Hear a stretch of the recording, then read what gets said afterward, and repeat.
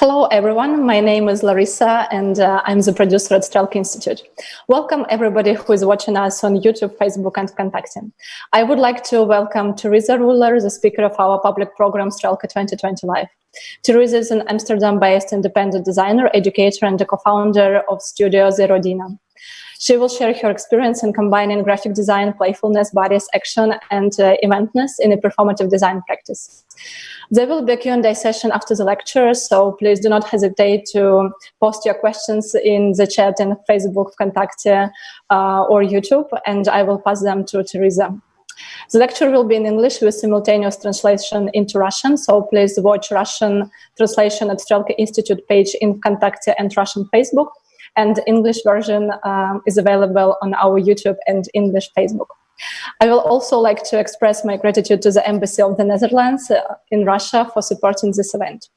So have a great time watching it, and now let's kick it over to Tereza. Thank you, Katya. Hi everyone. Hello. Hi, how are you? Wonderful Friday evening we have. Welcome to my Amsterdam studio. This is a small corner of it, but of course we rebuilt it for our little stage where I want to show you different things. So later when you have questions, I can demonstrate things. I can show you some of my ponchos. We can do stuff. Hi, I'm communication designer and founder of studio The Rodina, together with my dear husband Vit. So what is The Rodina? It's a safe space for design experimentation. So we really love to experiment. Rodina, in my native language, it means family. So we're dedicated to the small, tiny unit of a family, which is just two of us.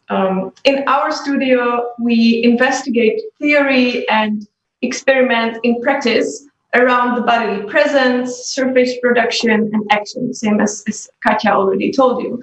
And we do that through the lens of communication design. We test how that all plays a role in today's society, running organized and traced through digital platforms and contemporary technologies.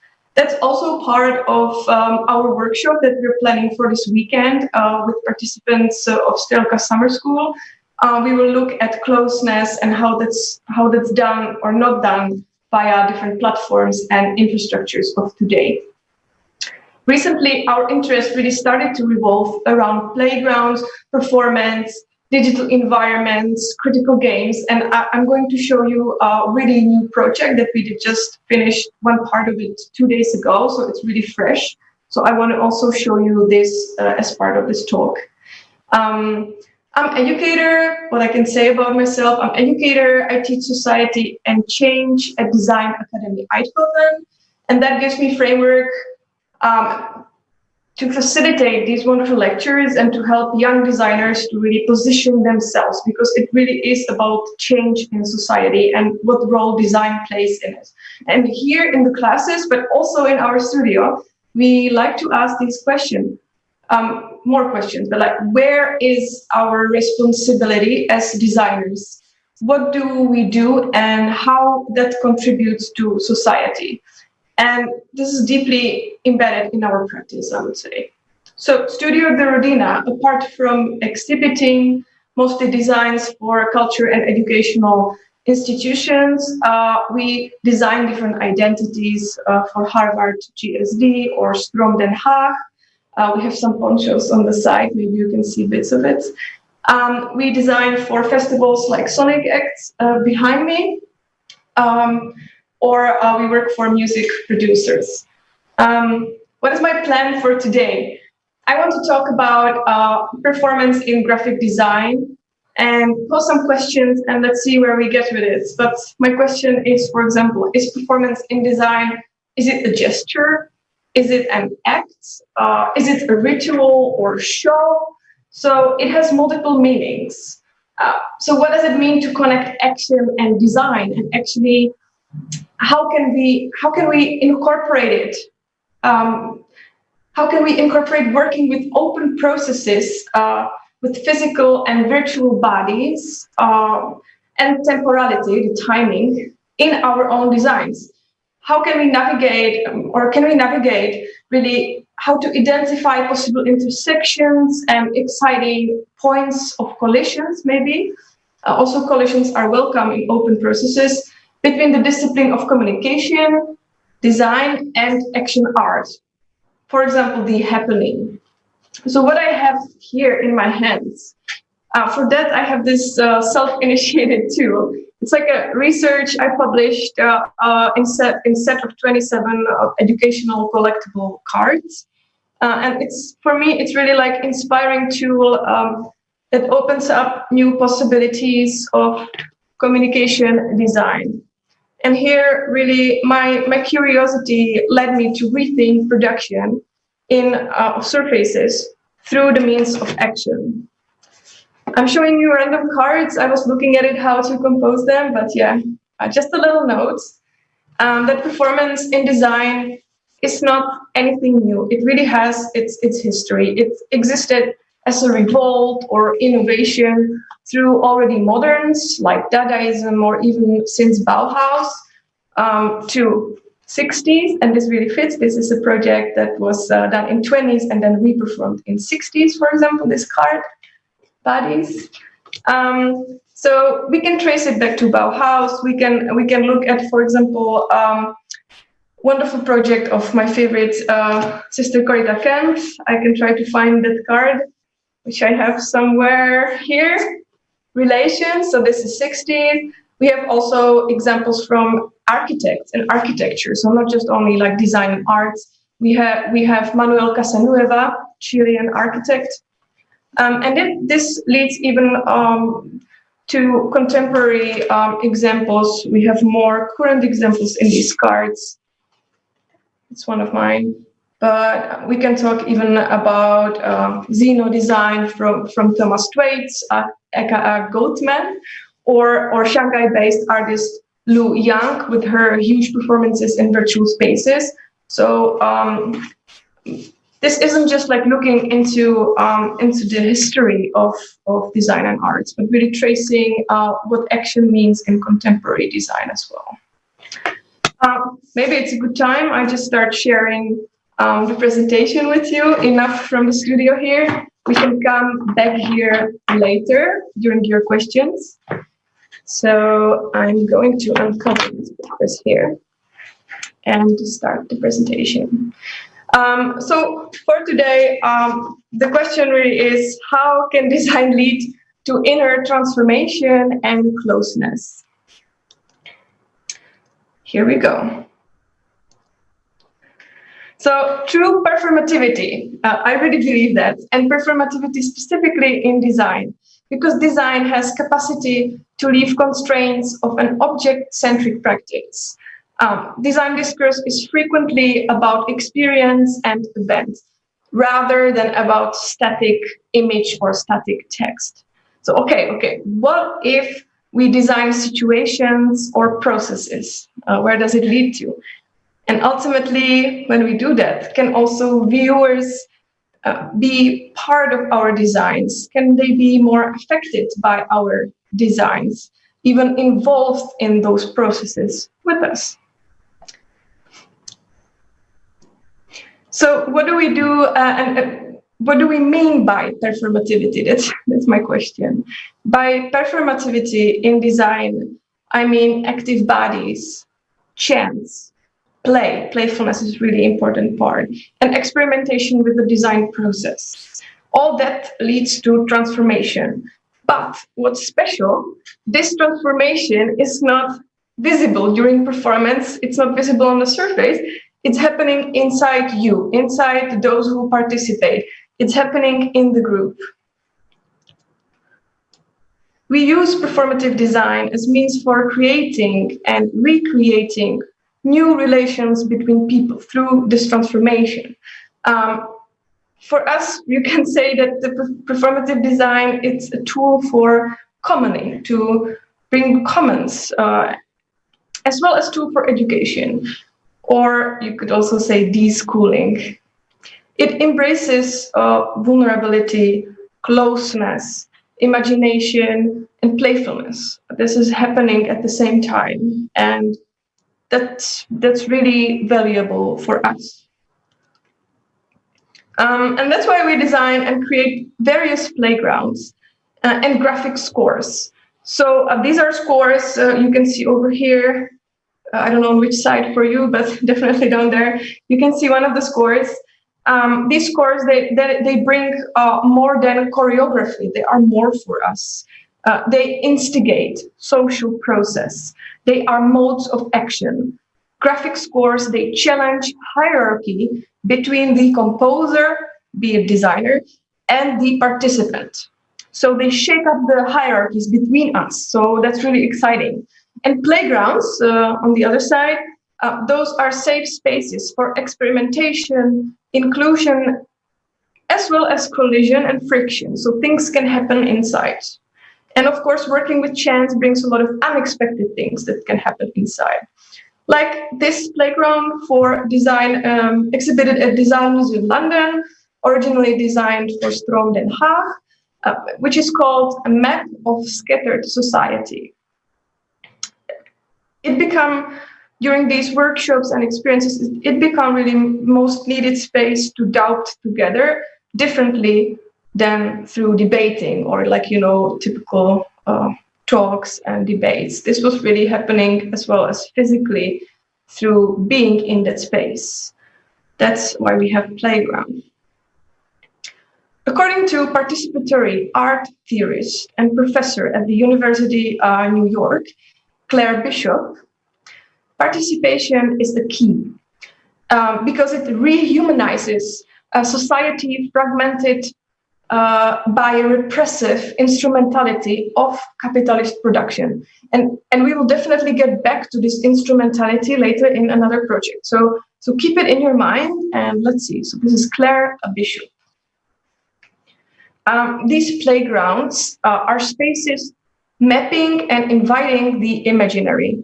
We need to understand that this is in this situation, in the predatory capitalism we are in, that this type of predatory events and capitalism is defuturing species, not just us humans, but it's defuturing species from their futures. And their imagination of those futures is really taking it from us and them and all of us together. In these playgrounds, we hope to negotiate difference of that. We hope that it brings something else. And different values. We will get back to that towards the end of the talk, what kind of values we believe it brings. So through design performances, we're trying to empower people, listen to them, and let them have a word. So they have voice during these performances. They can really speak up. They can do many things. They have many options. These playgrounds embrace collectivist production of future imagination. So it brings back the agency and we can do things together, imaginary things. And perhaps we can think about, perhaps we cannot hold and have the commons back, but we can at least imagine it. And that is the first step in restoring the worldview based on sharing and based on cooperation, long suppressed by neoliberalism, by high competition. But what is this performative design? You saw me in the beginning holding the cards. I'm talking about spaces, playgrounds, chance, open processes. What is this performative design? See a collection of many words here, because it's not a closed chapter for me. I'm still working on it. But what I can say, it is transformative, integrative, and critical design practice that embraces chance and eventness. Eventness meaning time and space. It has power to invite viewers, to invite them into your designs. But still, we must understand that talking about performative design, what this performance means. And we must understand how is performance connected specifically with labor, with work, because it's a big part of it. So the challenging issue of these days mostly for designers immaterial labor, the non-material, immaterial labor in creative industry is the value of what we deliver, of our work. Where is the value of our work? So even when you design a fantastic website, you might not be sure you will be accordingly paid. So that's the debate, and that's my thought, like how come? So where is the value of designers' work if it's not locked in the surfaces we design? Isn't it connected in the act of designers' work? Isn't the value hidden in the presence of the author of the design? That we asked some years ago and started investigating methods of self-presentation on social platforms, where we share, we stream bits and pieces of our best lives, of our best selves, while somebody else, of course, monetizes on it. So we've set up an imaginary immaterial factory, and here is what happened inside.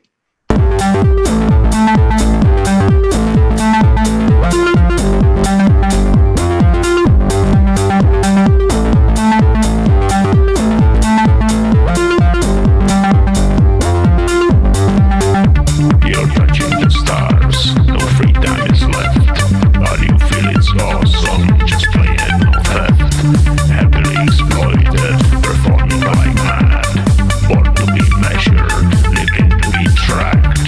You're working, you're sharing, you're playing, you're sleeping, you're spinning, sweet dreaming. You're working, you're sharing, you're playing, you're sleeping, you're spinning, sweet dreaming. You're supersonic, workaholic. You're supersonic, workaholic. Share it, like it, link it, do it, upload to cloud, monetize it, say ABC, upload that shit, share it, push it, share it, like it, link it, do it, upload to cloud, monetize it, say ABC, upload that shit, share it, push it. You're supersonic. So in the platform capitalism, in the age of post-Fordist labor and self-performance on social media, and these days, especially on never-ending conference calls and Zoom meetings and streaming platforms and Twitch, we all perform what we do. It's us, ultimate workers. We live in the world of hope and colors, and we're happily exploited, performing like mad. We are workaholics, pathetically excited to do things, to join projects, long brainstorms and meetings, and all that without fixed contracts, because we are self-employed. We are prosumers. We consume and produce images, and we do that online. So that's really connected with our labor activities that we do online by posting, commenting, streaming. Isabel Harbinson talks about this image production, contemporary image production, and addiction that really makes us part of this information network society, but we are again working for somebody. Our visual material becomes part of corporate plan. Of course, because we know that data are the new oil of attention economy. So that's what's happening. We are all presuming. And for that, that's the most recent project of the Rodina, launched just 2 days ago. You can see the link to the website, flavor.tetem.nl. And there you can visit the show yourself. But what happened 2 days ago was live show. And we really wanted to show this flavor in action, the prosumer action live. Flavor City Engines, it's a virtual exhibition and our first virtual performance, where we reflect the recent transformation of free play into gamified flavor, where your work feels actually like fun. And somebody else makes profit from your data, with your data. It's a process of instrumentalization, because citizens are slowly turned into workers, laborers, producing information, data, and images. It's a shift from work to gamification. Just to show it what I mean here, yeah. We're looking at how work and play become merged, dematerialized and automated. Julian Kuklich coined the term playbur in 2005, and since then it really developed. And now we're commenting on where we are with this playbur. It's really far from 2005, where the boundary between play and labor are really blurred, and even super exposed into our reality via our phones, of course. For example, be it some augmented reality games on our phones through our apps. And Chin Jung-won, South Korean scholar, writes about these things, about the phenomena, specifically about how gamification dangerously combines labor and play. Suddenly, in networked information society, work can be seen as fun, and that's really, let's be suspicious there. And specifically, this process turns play into work. So play becomes hijacked by capitalist mode of production. We are going to explore together how has play shifted into experience of playbur. And we will do that through a special setting event inspired by parallel parties. Yes. So Jessica came here to do a special thing with me, and that's for you. With bingo, each letter and number stands for one playground you can actually buy from us. We're selling those playgrounds.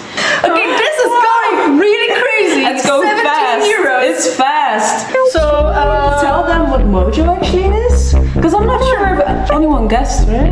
Yeah, what is Mojo? We're trying to make you some mojos here. Should I tell them? Yeah. Mojo is, you tell it. moments of joy. That's connected with gamification, so it's like special delight that you as a customer can gain from our activities, which are connected with business. And this gamification is connected with all we're talking about: playbur, labor, play and work and labor. Yeah. So this is our topic, and mojos are definitely here for you. 5, 4, 3, 2, 1. Okay, it's a strange phenomena, but while creating these virtual spaces, we also realized they are inviting people in, and you don't have to really be physically at certain time, certain point, at certain place, meaning to go to the gallery, for example, to see these works. You can really jump in online, and you can see all that rendered for you via your own browser online. So it's a little bit more accessible than galleries, theaters, or schools, or places of culture, etc. So for us, we realized it's becoming more affordable space to exhibit or perform in such environments, even more inclusive. So you explore them by means of play. You just explore, and you might start understand that design is a process here, and then the borders between objects, actors, media, and surfaces, they are becoming dissolved. They are dissolving these borders, and all these elements become part of the situation of dynamic process of emotional excitement, and that's important for us. But let's get serious, because we still talk about performativity and labor and work. So talking about labor, we can get towards a little bit more serious one, which is also exploitation. Can we, workers of creative industry, we are the nomads of image production, the prosumers, can we help each other to set more fair working conditions? To talk about this, we design situations where visitors are invited to interact They are expected to be active, to play, to touch these objects, rearrange them, ask, play around. One of these collectively produced situations is installation called Unionize, where we talk about difficult working conditions in creative industry. It's a place for debate, where people are invited to share their opinions. I capture their voice, I record what they say. You can see on the picture I'm recording what they're saying, and I use myself as instigator, as catalyst, mediator, or even as interface of this debate at the same time. So designer is present in this situation. In other words, in this conversational piece, viewers can express their own experience, and it becomes a social dialogue. It becomes a medium. Culture theorist Angela McRobbie from Goldsmiths University London, she talks about it. She brings urgent questions of our time. For example, why is current workaholism of freelancers crafted by neoliberal market policies?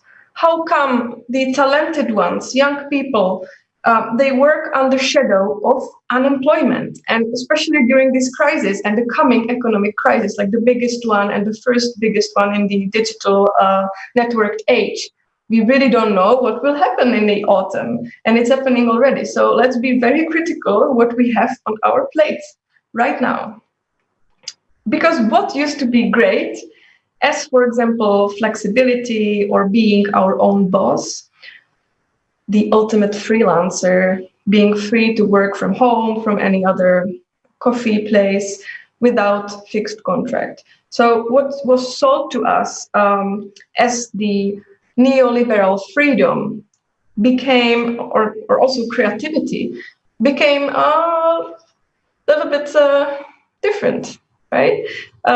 Transformed into experience of non-stop labor, of checking emails in the night, having Slack turned on and all notifications and clients writing you everywhere else, WhatsApps, very competitive environment and highly individualized place, where many young designers are expected to also work for free. I really mean like for free, for zero, for their own exposure, again, on social platforms. So it's, and all without fixed working time.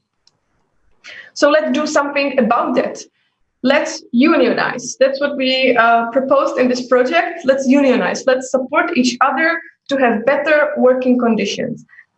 Therefore, more livable life.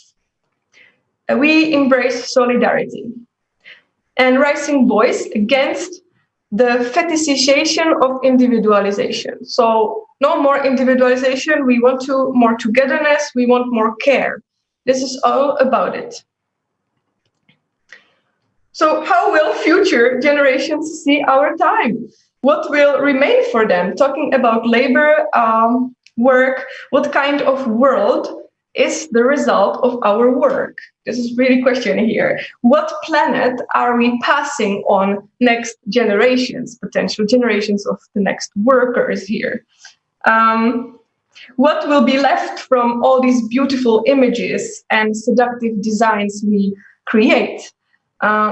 This is the future fossil, and we see fossil as the remain of the age when humans irreversibly changed the geological setting of the planet. However, these are morphing bodies, hybrids between geological, technological, and biological bodies. I call them pickled humans. And while rendering these fossils, we worked on publication that gathers fascinating knowledge.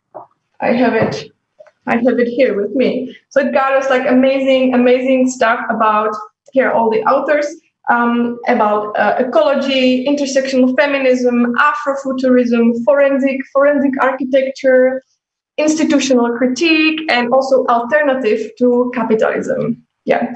And we were really desperate to have, we have the book, but we were desperate to activate this important knowledge that is locked inside the book.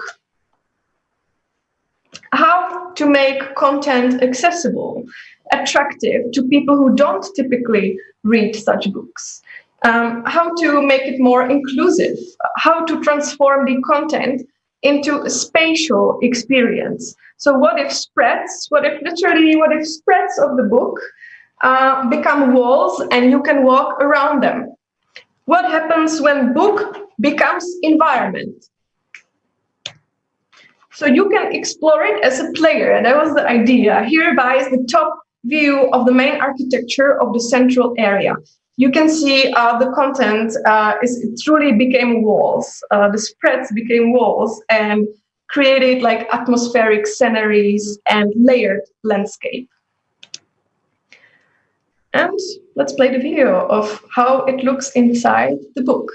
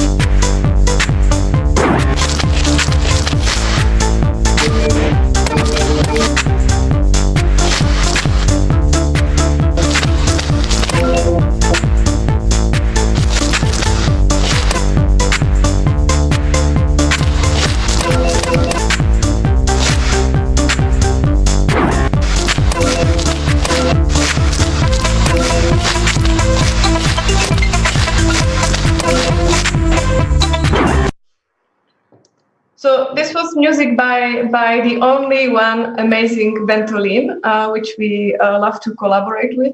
So most of the sounds in our projects are done by Ventolin. Through our imagination, we can sculpt and plan virtual worlds. But talking about imagination, this is a side talk, this is a side idea.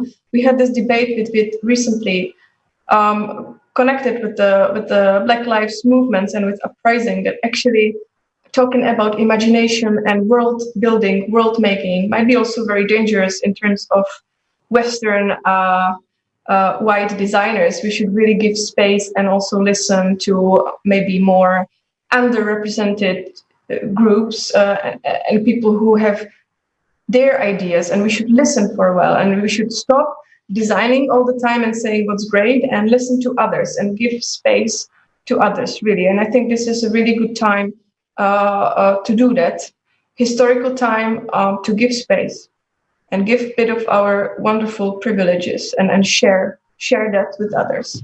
That's just my side thoughts out of the lecture. Let's continue. We create unstable surfaces that are in constant change, in the movement, in time, in feeling.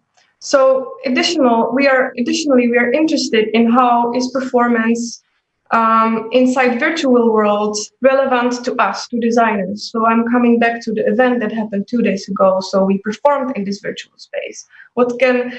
How can we perform inside these virtual worlds we are designing?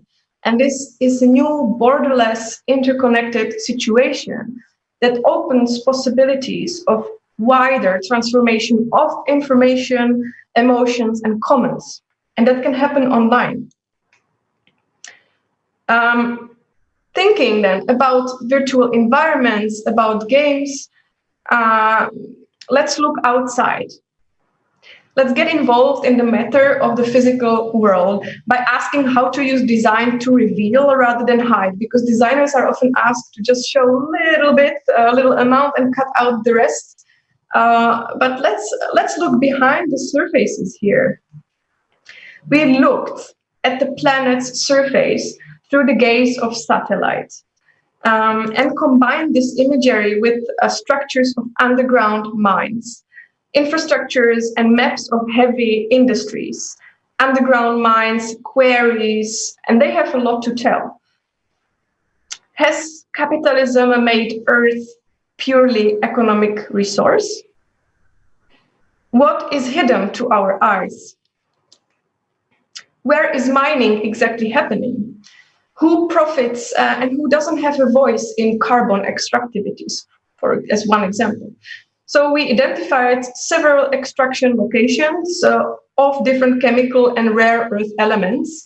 And this is nice for Strelka Institute because I mostly looked at the Russian extraction sites. So that's quite interesting that also companies are partly connected with governments. So it's a kind of area you don't really know what's happening underneath. It's not that transparent. So that was very exciting for me. It's nowhere it is transparent. That's why I look also elsewhere. I look into many Chinese mining locations. I look, for example, where neodymium is taken out of the ground, lithium, but also more basic ones like copper or gold. Gold is Olympiada example, which is like a huge hole in the earth. Then we have more expensive ones like palladium or yttrium, titanium. And that was put together as a text with philosopher of ecology, Lukáš Ligarčan, who also talks at Strelka and has some of his classes there or had before. So he is philosopher, and we wrote this essay about massive resource extraction behind design surfaces and behind choices of designers. We are really part of this process as designers. And we call our story accidental geopoetics. You can find it on our arena. You can find it. I have this wonderful book here, and the text is just inside it. This is the map. This is one of the schemes of performance and geoponchos and everything. I will tell you about it right now.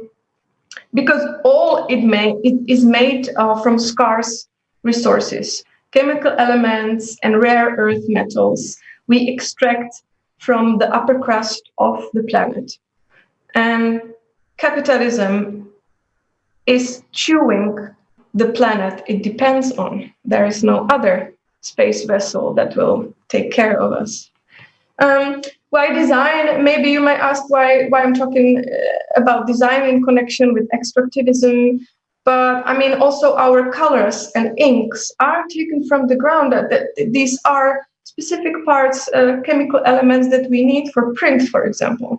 Not talking about all the copper cables we have, and everything is materialized. Even the virtual environments we design, they are made out of some silicon chips somewhere inside computers and stored on huge data servers. So there is physical representation of all the data that we make as designers. All is carefully crafted and innovated and shaped by us, designers. Design theorist Alice Twemlow, she talks about the visibility, measurability, and direct impact of damage by design that puts us and the planet into direct danger by products and even values we might share. In design, we problematize the old conception of norms, such as binary or patriarchy. Binaries, they really cut through rather than connect. It's never male or female or human versus the planet. We care for intersectional equality and multi-species. As we are own example here, we know for long our own bodies are vessels of interconnected organisms. We are earthlings interwoven with microbes. We are elementally knotted with bacteria. Here I'm following Donna Haraway's concepts of relationality and entanglement. Paradoxically, as I hoped, performance would be against object-centric practice. That's what I announced in the beginning of this talk, to leave the object constraints and production of objects. You often need to design props to support your performances. So there is some physical representation. Like in this case, So to visually support narrative of accidental geopoetics, we created geoponchos, costumes for role play, through which human body connects to the planetary body. So you're literally wearing the minds on yourself, the locations of extractions on yourself. But how to activate it? Through the means of performance, of course. This is performative design intervention that happened in Stedelijk Museum Amsterdam. And the whole museum became a stage, place where the real and imaginary, they can meet. In theater studies, they call this mise en scène, a field of potential where the narrative, understanding, and commons can emerge. Remember, performance brings other values than monetary. That's very dear to me. So they're introduced different values than just like money flow, like understanding, sharing, joy, little excitement, little nervousness, that's also very cute, collective memory, and all sorts of feelings and emotions. And they really come into you when you are performing. Performers here, in this case, truly became stones and part of the quarries. They became chemicals, and they felt deeply entangled with what they imagined Earth is feeling. They transformed themselves through performative design. You can use power of design and radical imagination to comment on, criticize, and of course amplify to what matters to you and society. Use your designs to make stories, to touch people in a way that is not measured or couldn't be measured. Here we aim for collective storytelling, for collective imagination and designing of these collectivities. But it's challenged right now during this crisis, or many crises at the same time, I have to say. So now we have to figure out how to talk about social change and utopic future when so many people are struggling to live and struggling to survive.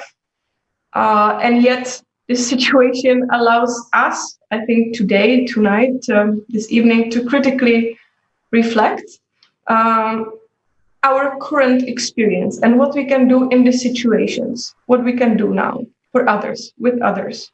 I would like us to consider how such lessons of what's really happening might influence our lives and activities moving forward. So not just look back, but what's next? What can we do next to make things better, really, through design or around design, or just as citizens? And I think here I am opening up for discussion. So thank you so much. This was amazing talk. I don't know the timing, but I hope that was 45 minutes. And yeah, thank you so much, Strelka, Katja, and Sasha for helping with the stream.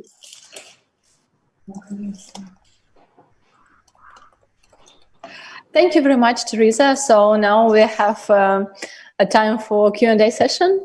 So the first question is, you said that work can be seen as fun, as a game. What happens then with game, playfulness and happiness when it becomes a mode of production? Should we and how can we play and have fun without producing? That's a great question, and I'm still trying to rediscover these things for myself. I mean, from terms of gaming, that's a completely different question, because Nick Ye is a researcher, American researcher, who actually, for example, brought this interesting paper up that players, the professional gamers, the ones who get paid for real playing games, for gaming, what do they do in their free time? So he made a study on their free time. And these people, they actually go back to play. So this is made highly addictive, the medium of game. And the commercialization and the industry and neoliberal markets and the capitalism itself, as I believe, and some other researchers, that that brought this game experiences through the means of gamification on us. So, for example, when you go to here we have in Amsterdam, in Holland, we have this supermarket called Albert Heijn, and in Albert Heijn you can buy your own food yourself. You can become your own cashier, meaning that it's becoming automated. So no more cashiers are needed. So also there is less work for people who might really need that work, who are not that educated, who really needs to be a cashier. So there's no more cashiers. You can buy the product yourself. And when you're buying it, there's this like really nice sound, like a pachinko slot machine, giving you this feeling of you are winning something. So also this gamification is really dangerous because it brings moments of feeling of success. You really feel there's this, you feel great at that moment, and that makes you want to go shopping next day again to make your boodschappen, to buy your fruits and a meal there again, because of the sounds that are highly addictive. And I think this is very dangerous, when everything becomes gamified in this society. That's something that we are all aware of, but maybe not on what large scale that is. And I hope that us designers can still play with it and change the rules a little bit and ungamify parts of our lives, because I really value free play.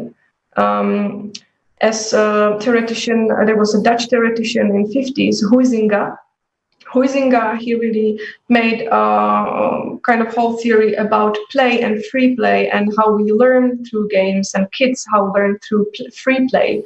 And I think this freestyle needs to come back, because game should be always connected with that you don't need to pay or be paid, or shouldn't be connected with monetizing and capitalizing. It should be free. I don't know if I answered well, but yeah, I just tried. Yeah, you did. Thank you very much for the answer. It's really a lot to think about. And actually, the next question is about monetization.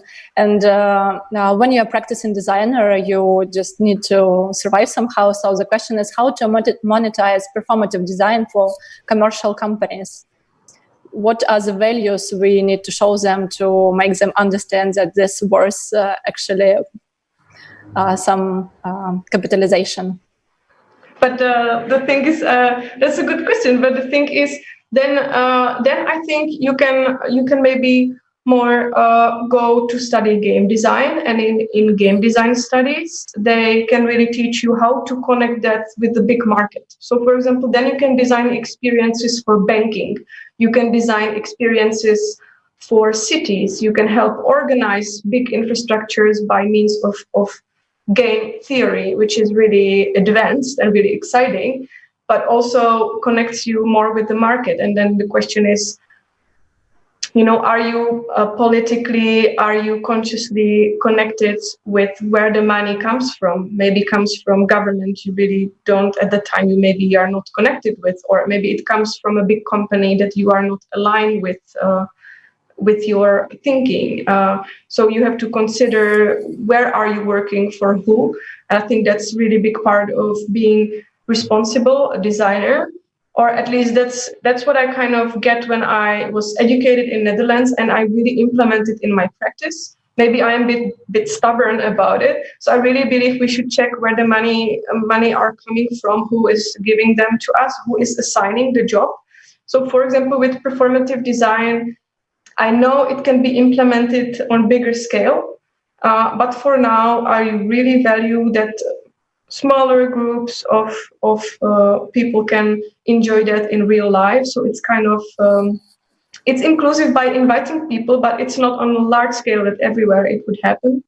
And the other point is that if it's the virtual space, like the virtual exhibition I invited you, the playfulness.nl. This is made for now up to 200 visitors at the same time. And then, of course, depends, you have to pay more for the servers, and depends on the gallery or institution that would open up for bigger audiences online that's connected with some services around it. So for me, it's not about monetization for now. Right, thank you. Actually, the next question is just following this topic. Do you have any thoughts on how to incorporate performance and art into work projects? Like when you make a project for someone and the project depends on customers. Yeah, I mean, I'm really not that driven by who is the customer. It never was a question for me. So I never had to solve that there is a specific group, like target group, like stakeholders or special group of customers of target audiences. I always had the freedom to do it for everybody. But I guess that can get quite complicated if you have to choose your target groups, like who that is. But actually, if you do a bit of analysis and research about that group, I think you can fit it well. So that's why, for example, we have the graphic scores. So those scores that I showed, are just like what can happen with the crowd, where the crowd might go if this is like a bigger space organized by you, what may happen during different time slots. So you have to really imagine what can happen, and then the best is, of course, to test it. But for that, you would need a lot of different people. Depends really for which target group you work.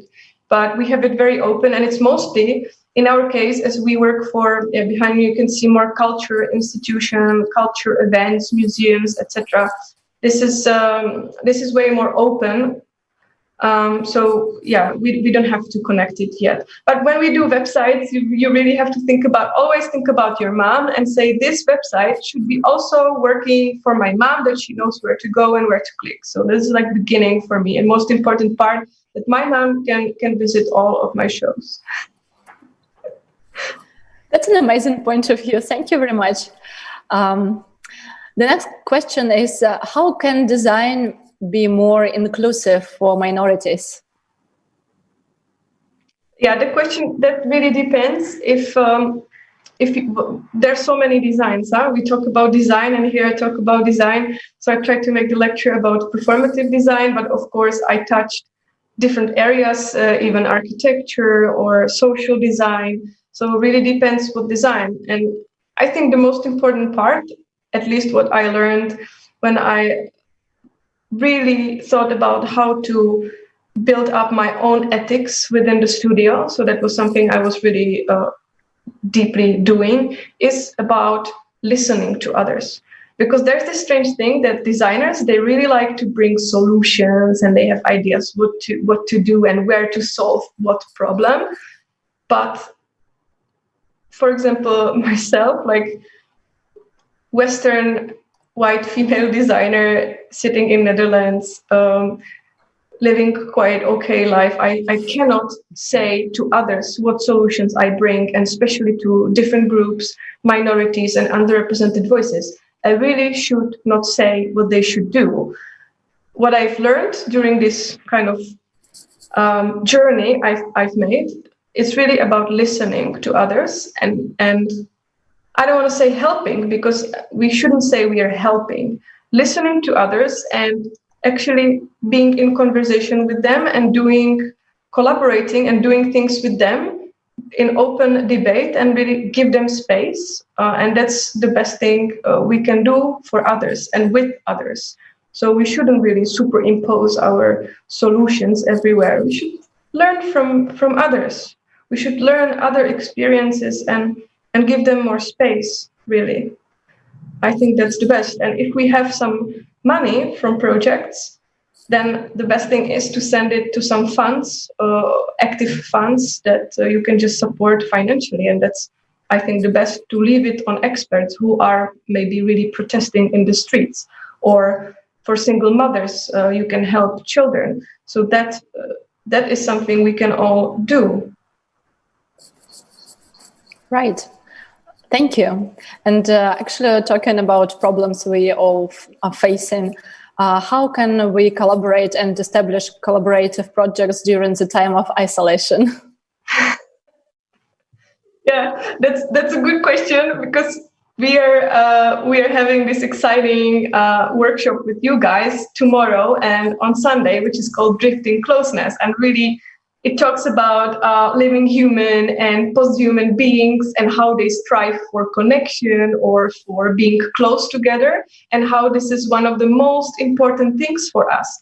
So if we, for example, in relationship, be it family relationship or strong friendship, if we feel disconnected, suddenly we are feeling like we are being attacked by something, but there's nothing visible. We are just being alone.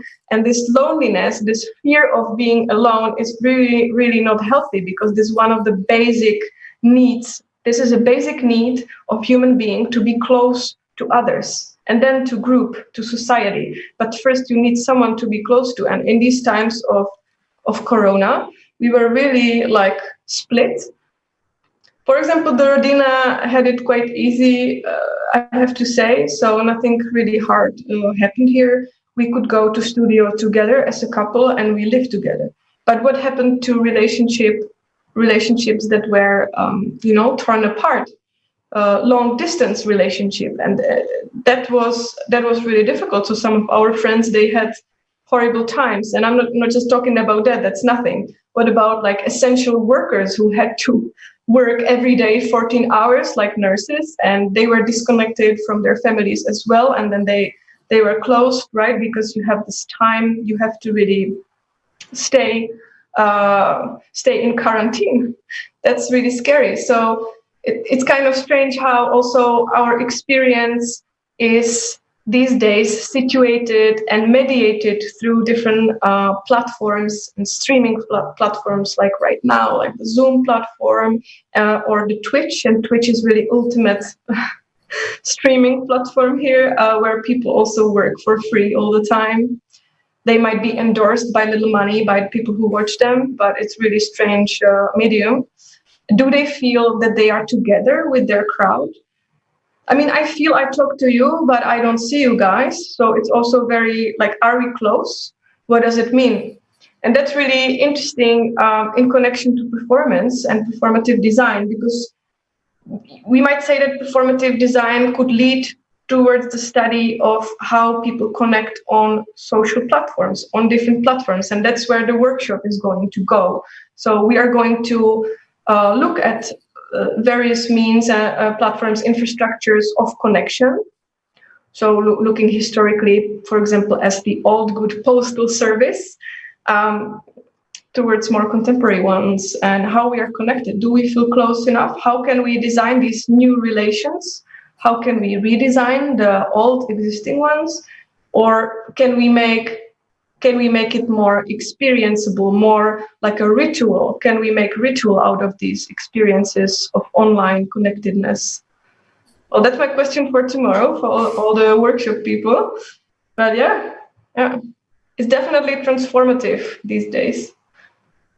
Yeah, that's quite a deep source of inspiration, I guess, and will be explored further in the workshop. And now the last question. It's two questions in one. How you started your practice, how you started what you're doing now, and what would you advise to emerging and young designers to find themselves? Okay, that's two questions. So maybe you will have to remind me, but so I'll start with the first one. So, well, I can say I was a very bad artist. I studied intermediate art, which is like fine arts, looking at fluxus and what fluxus made. And at the time, there was a lot of video installations, also performativity, paintings, poems, art. It was art. And I was always struggling and trying to find, to communicate. I wanted to communicate. And that was like the main goal. And that was the main topic of all my artworks there. And I really didn't know about that there exists this wonderful discipline of graphic design. And I didn't know at that time. And it took me, I lost so many years, I think, by just finding these connections. And when I realized there is graphic design, and at the time I met Vit, I met my husband, we started design studio out of fascination for design, and we really loved to design, and we were self-taught. So we haven't waited for school. We haven't waited for the knowledge.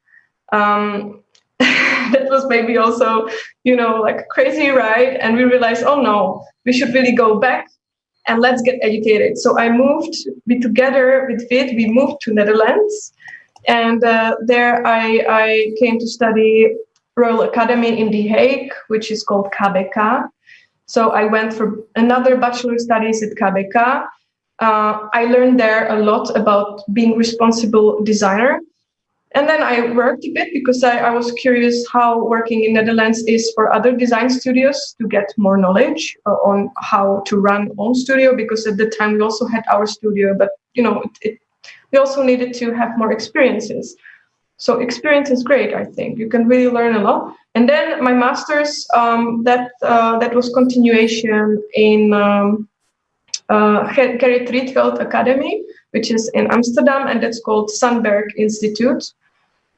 They have this wonderful name, Think Tank for Visual Strategies, which means design. So I spent 2 years at the think tank for masters.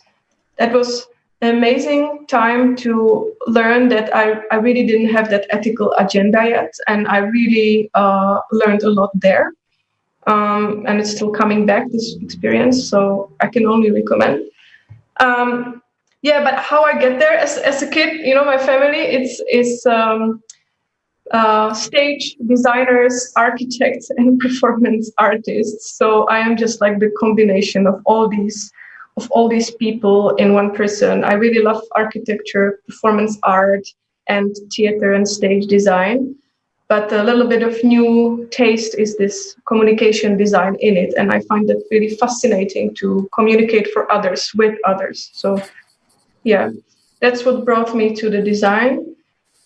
And another question was what to do as a young designer. Yeah. So my answer is you have to have a good chair, because as a young designer, you will be designing for hours and for weekends, and it's still not good enough. You have to sit and work and design. So you need to buy a good chair, because it's really essential for your back. So have a good chair, drink enough coffee so you can be refreshed, and do some exercises. But yeah, just work, and don't wait for school, and don't wait for school assignments, and don't wait for teachers' opinions. You have to work. You have to do things, and do things that you like. And if you don't like them, you have to turn them that you like them. So you have to make the twist yourself. You have to transform them into things that you like. Yeah. That's great. Actually, while you were speaking, we had one more question from our viewer. Do you see a relationship between unionizing and open source way of working? Can technology contribute to bring underrepresented groups into design projects? Yeah, definitely. Definitely, I see big potential in sharing things. Like, for example, on GitHub. That is great that some of the code you can really share. But for example, for me, it's really difficult to read that. You have some nice fonts and typefaces that are being open source. That's really cool. But sometimes the kerning is not really perfect, and I like to have perfect kernings. So then it's really difficult with this open source. So I think it's wonderful, but more people have to really work on it. But the question is, how can you work on open source if you need to have source of income to pay your bills? So there's always these questions, and then it often might be just done with people who can find fundings and supports in countries that actually support design by fundings. And then the other countries, they cannot contribute that much to open source, or you have to do it in your really free time. But my question is, where is your free time to do these great activities if you are self-employed without contracts, your own entrepreneur, designer on your own, you have to pay your bills, you have to make your taxes. So then you don't have that much time to actually make these great things. But I really like that. And we have our GitHub, you can find Vid's GitHub. So yeah. So, I mean, just more people need to continue doing that. But then it's also a big competition of templates and the template culture, templatization of everything, and that's the dangers, because templates, they bring automation into our work, meaning that less designers will be needed. So that scares me, of course, because a lot of working positions will be gone. And that's already happened in China. I saw a lecture last year from one Chinese designer that how like tremendous amount of jobs were just taken out because of that template culture. So we have to really take care where we go with it. Yeah. Thank you. And that was the last question. So I would like to thank you a lot for a very fascinating presentation and this vibrant conversation. So say bye to our viewers in the last words. Thank you guys for watching, and have a good day. Work, be smart, and be responsible for your designs. Echoing that, just follow us at Strelka.com for more lectures and for recording of this lecture. And have a great weekend. Bye, everyone.